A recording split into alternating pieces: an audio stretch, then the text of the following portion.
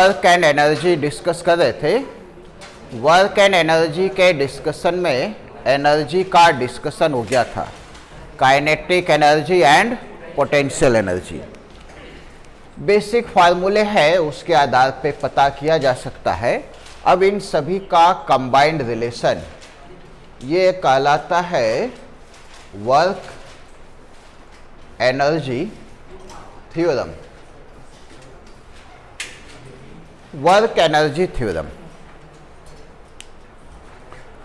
Work energy theorem क्या कहेगा कि वर्क यदि कोई किया तो दूसरे का एनर्जी बढ़ेगा, है कि नहीं। जितने भी फोर्सेस लग रहे, जितने भी सभी फोर्स की वजह से वर्क डन पता करे तो सभी मिलके काइनेटिक एनर्जी को ही बदलता है। तो इसमें लिखो वर्क एनर्जी थ्योरम में work done bye all forces, work done bye all forces on A system, work done by all forces on a system is equal to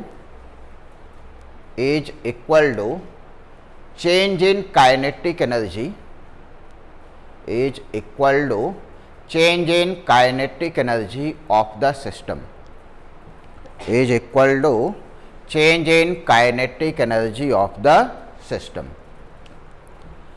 मतलब work done bye all forces यदि लिखे, total work done, जितने भी forces लग रहे सभी forces के आधार पे वर्क पता करे तो सिर्फ और सिर्फ किस में जाएगा, चेंज इन काइनेटिक एनर्जी। यही सबसे इंपॉर्टेंट रिलेशन है। अब ये आता कैसे है, तो इसका यदि हम लोग डेरिवेशन या प्रूफ देखें, बहुत सिंपल है। मान लिया जाए सिस्टम में एक ब्लॉक लिए, अब इस पे बहुत सारे फोर्सेस लगा दिए। कोई फोर्स इधर लग रहा है F1, कोई फोर्स इधर लग रहा है F2, कोई इधर लग रहा है F3। अलग अलग डायरेक्शन में बहुत सारे फोर्सेस लग रहे, है कि नहीं। और टोटल n फोर्सेस लग रहे, बहुत सारे लगे। अब ऐसा कंडीशन था, अब यहाँ पे इसका मान लिया जाए ब्लॉक जो है, मास वगैरह कुछ भी हो, ये यहाँ से डिस्प्लेस होकर, ऐसा डिस्प्लेस होकर यहाँ पे इस डिस्प्लेसमेंट में पहुँच गया। टोटल डिस्प्लेसमेंट कितना, s। सपोज ऐसा मान के चले कि स्टार्टिंग में वेलोसिटी 0 है, u भी मान सकते, कोई फर्क नहीं पड़ता, चलो u है, और बाद का वेलोसिटी कितना, v। स्टार्टिंग में u से चल रहा था, बाद में वेलोसिटी इसका v हो गया, करेक्ट है। हम लोग पता करेंगे work done bye all forces. तो वर्क डन टोटल पता करना है तो सभी के वर्क डन का समेशन, पहला वाला वर्क डन ऐसे ही डॉट प्रोडक्ट लेते, दूसरे वाले का भी वर्क डन होगा, है ना। ऐसा करते हुए चले तो लास्ट वाले का भी वर्क डन होगा। सभी फोर्स का वर्क डन लिख दिए। इसमें एस सभी के लिए कॉमन है, एस को कॉमन हटा दिया जाए तो हम लोग देखेंगे F1 plus F2 plus Fn, और इधर आ गया डॉट एस है। ये क्या है, नेट फोर्स। सभी फोर्सेस मिल गया एक साथ वेक्टर एडिशन, तो ये कहलाएगा नेट फोर्स डॉट एस। यही वर्क डन है। मतलब एक फोर्स लगाए या बहुत सारे लगाए, एक ही बात है, नेट ही लिखना है उसको, रिजल्टेंट फोर्स के आधार पे ही लिखना है। अब नेट फोर्स कैसा भी हो वो हमेशा किसके इक्वल होता है, ए में। Net force is equal to mass into acceleration, fix है कि ना। हम लोग भी कहते हैं ना, उधर जैसे कोई एक ब्लॉक है उस पर 2 फोर्सेस लग रहे, इधर 10 और इधर 2, और इसका मास 2, तो एक्सेलरेशन पता करना हो तो क्या 10 न्यूटन से पता करते, क्या 2 से पता करते, क्या 10 - 2 से पता करते, मतलब नेट ही पता करते ना। Net force M A, F net is equal to M A. तो यहाँ पे लिखेंगे so work done total is equal to कितना, एम ए डॉट एस, ऐसा। अब काइनेमेटिक्स का इक्वेशन याद करें and from kinematics, vector form में यदि काइनेमेटिक्स का याद करें तो क्या कहेंगे, V square equal to U square plus 2a dot S, ऐसा 2as होता है उसको डॉट में लिख सकते हैं। तो a डॉट एस कितने के इक्वल हो गया, a dot s is v square minus you square by 2, यहाँ पे लिखेंगे।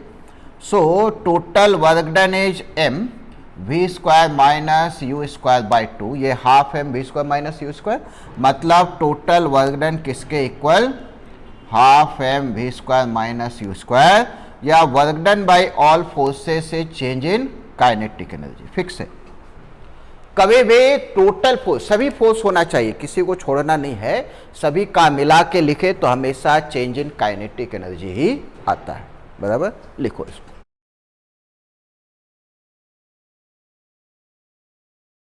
बराबर है।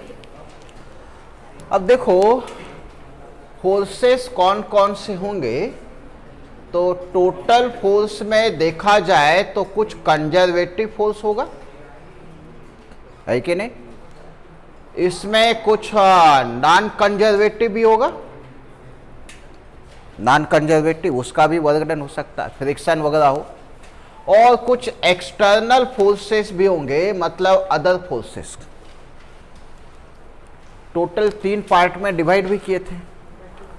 तो ऐसा करते हम लोग, ये कंजर्वेटिव हो गया और इन दोनों को ऐसा इकट्ठा कंबाइन कर लेते हैं। इन दोनों को कंबाइन किए तो ये हो गया work done by conservative plus work done by except conservative, इसको कहेंगे एक्सेप्ट, मतलब कंजर्वेटिव छोड़ के बाकी सब। कंजर्वेटिव छोड़ दिए तो नॉन कंजर्वेटिव और अदर दोनों आ जाएगा, है कि नहीं, यानी इसको हम लोग कहते हैं क्या, वो लिख लेते हैं, ये हो गया work done by except conservative, except conservative की वजह से वर्क डन। ये अब हमारे पास फार्मूला तो है ही चेंज इन काइनेटिक एनर्जी का, तो यहाँ पे हम लोग लिखेंगे so work done by conservative plus work done by except conservative is change in kinetic energy, correct है, होता ही है। वर्क डन बाय कंजर्वेटिव को हम लोग ऐसा भी लिखते minus of change in potential energy, होता ही है, पोटेंशियल एनर्जी उसी से डिफाइन ही करते, और ये वैसे का वैसे ही रहने दिए काइनेटिक एनर्जी, तो इसको इधर ले आते हैं, तो work done by except conservative is equal to कौन सा, change in kinetic plus change in potential. ये आ गया एक इंपॉर्टेंट रिजल्ट। अब एक्सेप्ट कंजर्वेटिव कैसे पता करेंगे, तो देखो मिला जुला के लिमिटेड फोर्स ही हम लोग पढ़ते हैं। एक ग्रेविटी, वो कंजर्वेटिव में आएगा, है ना, इसमें आएगा क्या, नहीं, उसको सोचना ही नहीं है ग्रेविटी के बारे में। एक स्प्रिंग, ये इधर का है, पोटेंशियल एनर्जी का है, उसके बारे में भी नहीं सोचना। एक बचा फ्रिक्शन, एक्सेप्ट नॉन कंजर्वेटिव, मतलब इसमें है फ्रिक्शन, ये हुआ फ्रिक्शन। इन जनरल नॉर्मल की वजह से वर्क डन होता नहीं, सरफेस चलता हुआ दिखता का, लिफ्ट का कंडीशन तभी रहता है, बाकी कंडीशन में नॉर्मल वर्क करता है क्या, नहीं। तो नॉर्मल ऐसे भी सरफेस रुका हुआ, बहुत मतलब 99% सवाल जो रहते हैं उसमें सरफेस रेस्ट पे ही रहता है, तो नॉर्मल का वर्क डन होगा नहीं। टेंशन, उसका वर्क डन होता है क्या, उसका भी नहीं। तो अब बचा कौन, एक एक्सटर्नल, मतलब कोई बाहर से धक्का दे रहा हो, करेक्ट है, उसकी वजह से वर्क डन आएगा। मतलब ये वाला जो फोर्स है वो दो ही टाइप का है, एक तो फ्रिक्शन और दूसरा एक्सटर्नल। यदि फ्रिक्शन ना हो और एक्सटर्नल ना हो, मतलब इसकी वजह से वर्क डन नहीं है, और जब इसकी वजह से वर्क डन 0, मतलब change in kinetic plus change in potential कितना, 0 के बराबर। तो देखो यहाँ पे हम लोग लिखेंगे इफ WECONS, मतलब कि एक्सटर्नल ऑफ फ्रिक्शन नहीं हो या उसकी वजह से वर्क डन 0 हो, तो ऐसे कंडीशन में क्या लिखेंगे, change in kinetic plus change in potential is zero, correct है। अब काइनेटिक और पोटेंशियल मिला के काइनेटिक एनर्जी मैकेनिकल एनर्जी होता है, पोटेंशियल एनर्जी भी मैकेनिकल एनर्जी होता है। तो काइनेटिक का चेंज और पोटेंशियल एनर्जी का चेंज मतलब मैकेनिकल एनर्जी का चेंज, यानी इसको हम लोग कहेंगे change in total mechanical energy zero. Mechanical energy, total energy की बात नहीं करते यहाँ पे, जो भी डिस्कशन है सिर्फ मैकेनिकल एनर्जी का। Change in mechanical energy zero है, इसका मतलब मैकेनिकल एनर्जी जितना इनिशियल था उतना ही फाइनल। मतलब लिख सकते total mechanical energy is constant, सही है। टोटल मैकेनिकल एनर्जी, नाम याद रखना, टोटल मैकेनिकल एनर्जी कांस्टेंट, यानी ऐसा भी कह सकते इसको kinetic initial plus potential initial is equal to kinetic final plus potential energy final. आया, total mechanical initial total mechanical final. और यदि हम लोग इसी को लिखना चाहे इधर थोड़ा सा चेंज करके, और क्या है, change in kinetic energy is equal to कैसा, minus of change in potential energy, सही है, आएगा। सब इसी कंडीशन का है। ऐसा कंडीशन कहने का मतलब काइनेटिक एनर्जी में यदि गेन है, गेन मतलब हमेशा फाइनल माइनस इनिशियल, लॉस कैसा, इनिशियल माइनस फाइनल, तो नेगेटिव होगा। Is equal to potential energy कैसा, लॉस, या फिर कह सकते kinetic energy loss is potential energy gain. Kinetic और पोटेंशियल का समेशन कांस्टेंट लाना है। मान लो काइनेटिक एनर्जी 20 जूल इंक्रीज किया तो भाई आया कहां होगा, पोटेंशियल 20 कम होगा, या काइनेटिक 20 कम हुआ तो बढ़ा कौन होगा, पोटेंशियल 20 बढ़ा होगा, है। डायरेक्ट इसका यूज करके भी हम लोग आसानी से पता कर सकते। यही कंडीशन जो है यहां पे ही लिख सकते, यही जो टर्म है इसको हम लोग कहते conservation of mechanical energy. Energy नहीं, एनर्जी तो हमेशा ही कंजर्व होता है, मैकेनिकल एनर्जी हर समय कंजर्व नहीं होता। ये कंजर्वेशन ऑफ मैकेनिकल एनर्जी का प्रिंसिपल कहलाता। लिखो इसको,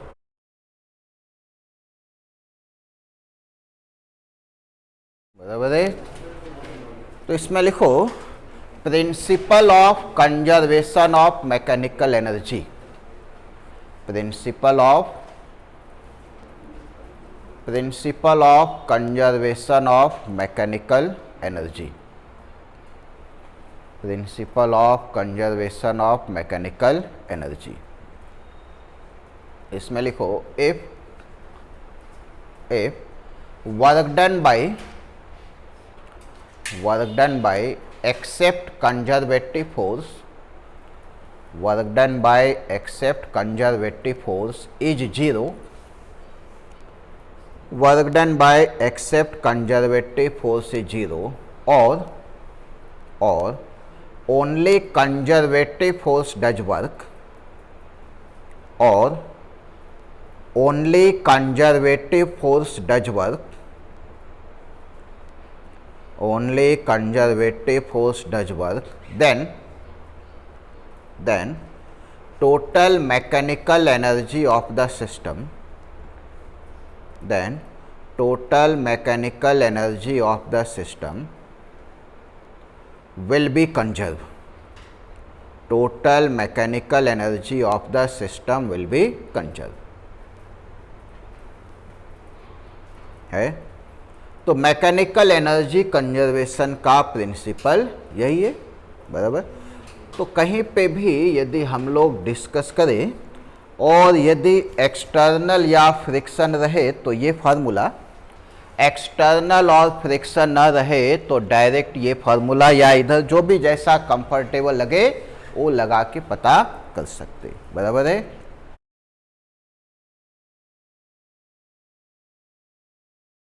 बराबर है।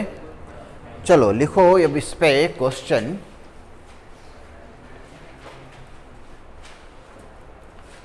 a block of mass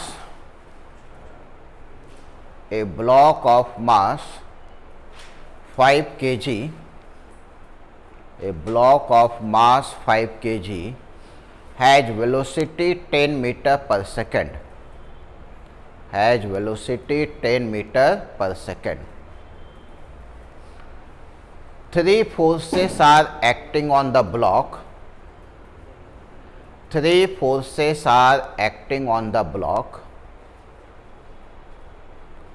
and after some time, velocity of block becomes, after some time velocity of block becomes 20 meter per second.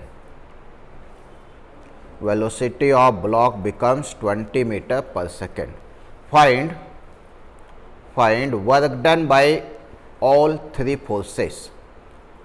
Find work done by all 3 forces.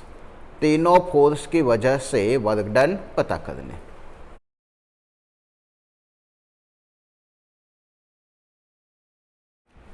देखो, work done 3 forces हो या 10 हो, work done bye all forces से change in kinetic energy.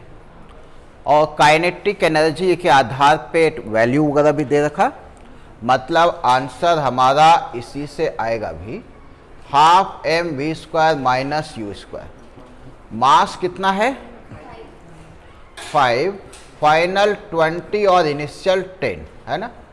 ये 300 150 into 5 is 750 joule हो गया. Work done is change in kinetic energy के आधार पे पता कर सकते.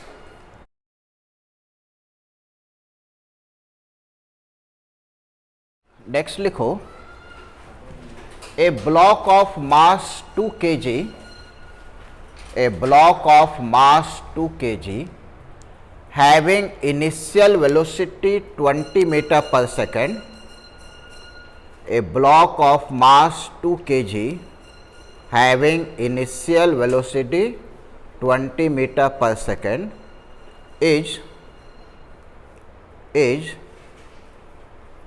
on rough horizontal surface, is on rough horizontal surface. Find work done by friction force. Find work done by friction force till it stop. Find work done by friction force till it stop. जब तक रुके तब तक work done by friction force पता करने.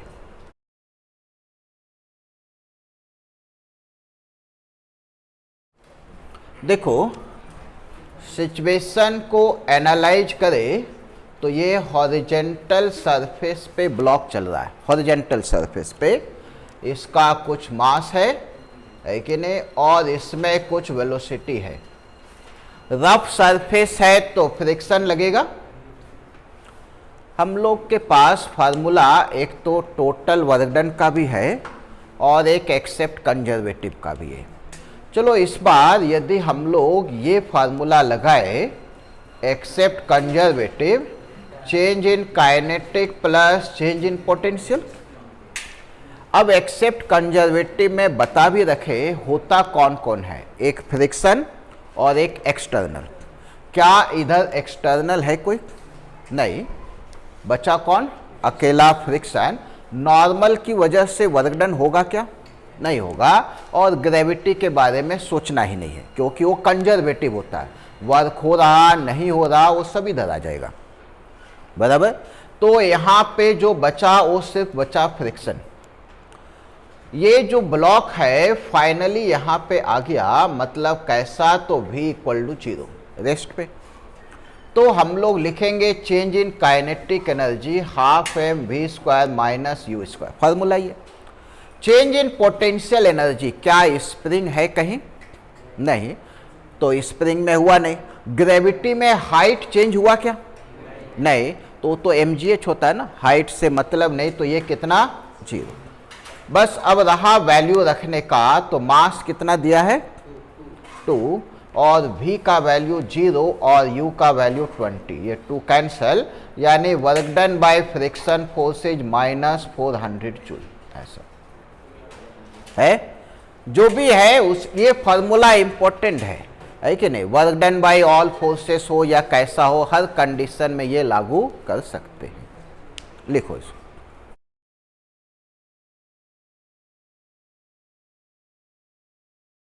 बराबर है। Next लिखो question, A block having kinetic energy 500 joule, a block having kinetic energy 500 joule is stopped by a retarding force, stopped by a retarding force 60 Newton, retarding force 60 Newton. Find the distance in which block will come to at rest. Find the distance in which block will come to at rest. कितना distance चलने के बाद block rest पे आएगा।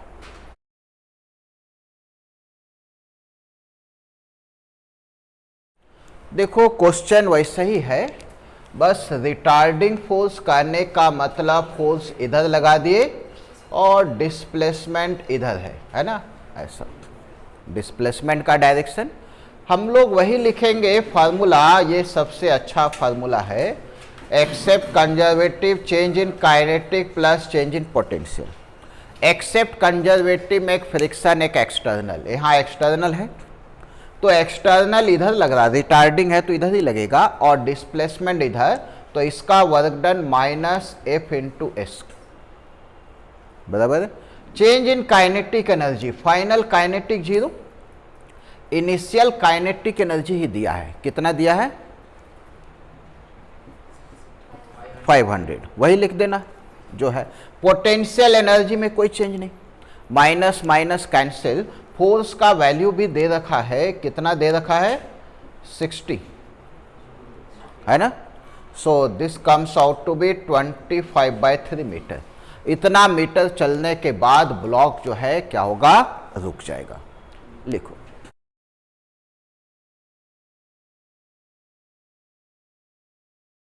बराबर है। चलो next question लिखो, a car and a truck,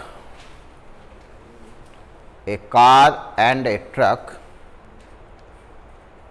are moving on same road, if brake is applied,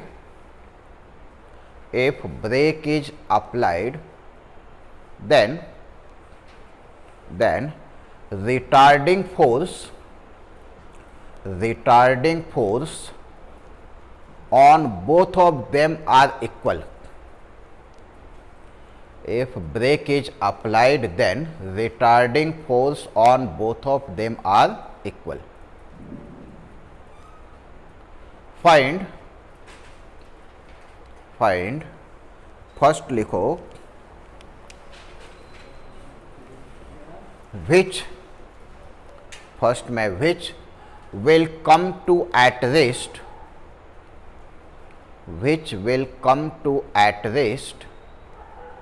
in a smaller distance,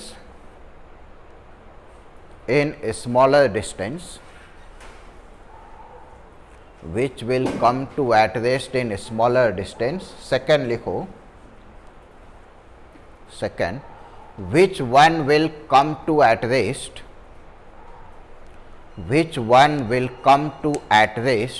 in a smaller time, if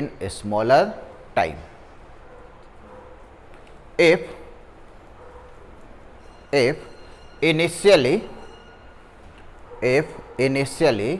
both have इसमें लिखो फर्स्ट ए में same momentum, both have same momentum. Second लिखो b same kinetic energy, same kinetic energy, बराबर। तो momentum same है तो उसके दो आंसर, काइनेटिक एनर्जी सेम है तो उसके दो आंसर, ऐसे कैलकुलेट करने हैं।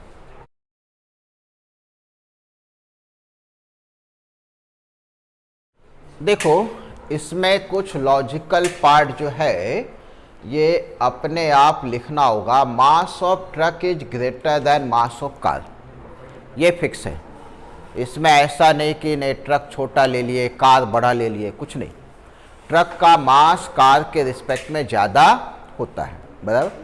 हम लोग पहला कंडीशन डिस्कस करने वाले ए में क्या है और दूसरा क्या है, फोर्स जो लगेगा वो दोनों में कैसा लगेगा, सेम। फोर्स सेम है, कार का फोर्स और ट्रक का फोर्स सेम। चलो फर्स्ट में आते हैं, क्या है, मोमेंटम सेम है दोनों का, करेक्ट। पहला कह रहा कौन ज़्यादा जल्दी रुकेगा, मतलब कम डिस्टेंस पे रुकेगा। तो हम लोग के पास फार्मूला है, अब रोकने वाला कौन है, यही है ना। तो फार्मूला यदि लिखे यहाँ पे, इसका बार बार यूज करेंगे, change in kinetic plus change in potential, यही होता। यहाँ पे आएगा कौन, तो वर्क डन बाय एफ आएगा, यही आएगा ना। एक्सटर्नल रिटार्डिंग फोर्स, फ्रिक्शन हो या कोई भी रोक रहा, उसको फ्रिक्शन ही रोकता है।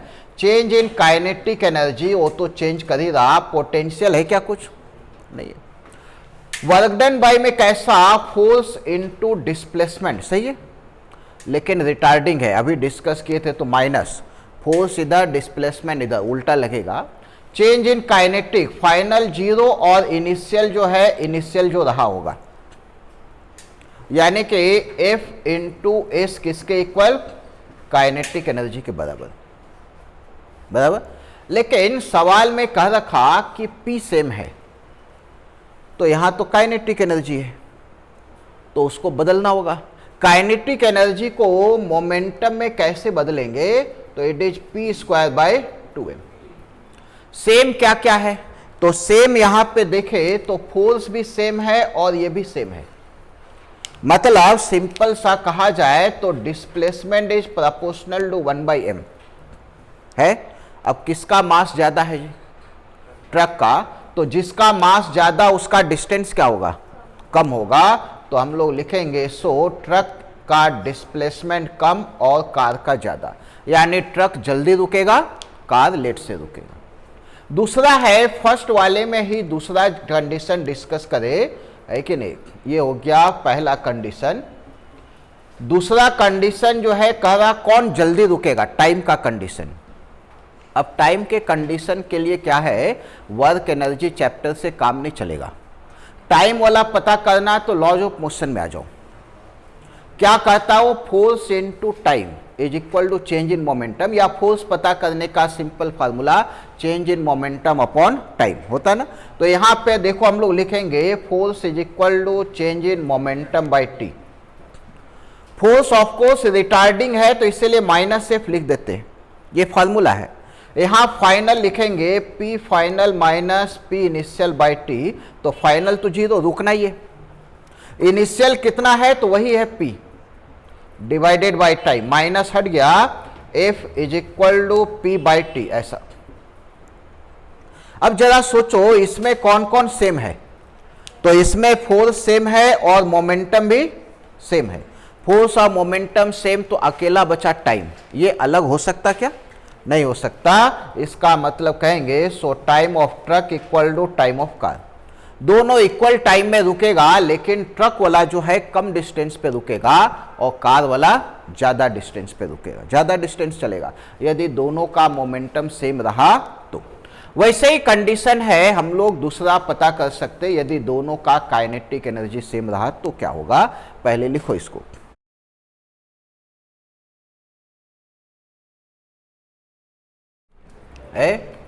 अब देखो बी पार्ट में आ जाए तो यहीं पे लिख सकते हैं हम लोग, बी पार्ट में फर्स्ट में आ जाए तो क्या सेम है जी, बी पार्ट में ही काइनेटिक एनर्जी सेम है, kinetic energy same. First part का डिस्कशन, डिस्टेंस पता करना है, डिस्टेंस के लिए डायरेक्ट ये वाला लिखेंगे, ऑलरेडी कैलकुलेट कर रखे तो बार बार क्यों बदलेंगे, है ना। F into S equal to kinetic energy.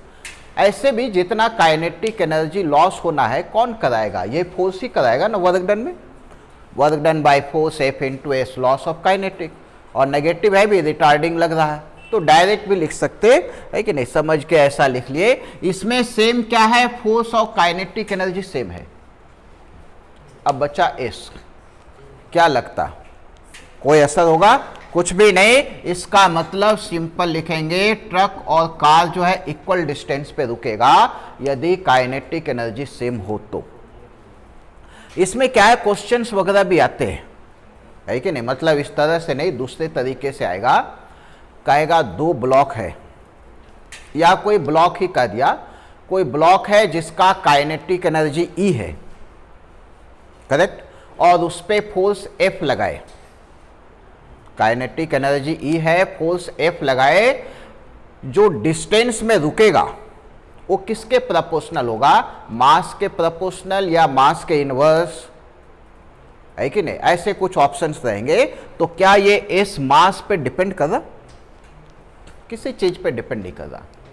ऐसे सोचने में लगता हाँ मास ज़्यादा होगा या कम होगा तो डिस्टेंस अलग अलग आएगा, लेकिन एक्चुअल में है क्या, नहीं है, मास से कोई लेना देना है ही नहीं। और कैलकुलेट भी किए तो लेंदी कैलकुलेशन के बाद पता चलेगा, काइनेटिक एनर्जी के आधार पे किए तो बहुत आसानी से। चलो दूसरा वाला जो है इसका सेकेंड पार्ट, उसमें कौन सा टर्म है, टाइम का, तो force into time equal to momentum, यही है ना, नहीं, हाँ, F T equal to P.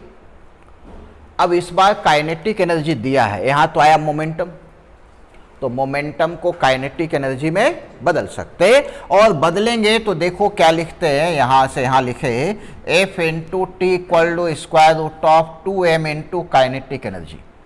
अच्छा, अब क्या क्या सेम है, तो यहां पे फोर्स सेम और काइनेटिक एनर्जी सेम, मतलब क्या लिखेंगे, तो T proportional to root m, ऐसा है, T proportional to square root of m। अब मास किसका ज्यादा, ट्रक का, तो डायरेक्टली प्रोपोर्शनल है तो ट्रक का टाइम भी ज्यादा लगेगा, तो हम लोग लिखेंगे सो time of truck is greater than time of car, ऐसा, बराबर। तो जो कंपैरिजन वाला है उसमें मोमेंटम काइनेटिक एनर्जी का फार्मूला वगैरह जो है उसी को लगा के आसानी से सॉल्व कर सकते, बराबर। चलो ये नोट कर लो, बाकी हम लोग नेक्स्ट क्लास में डिस्कस करेंगे।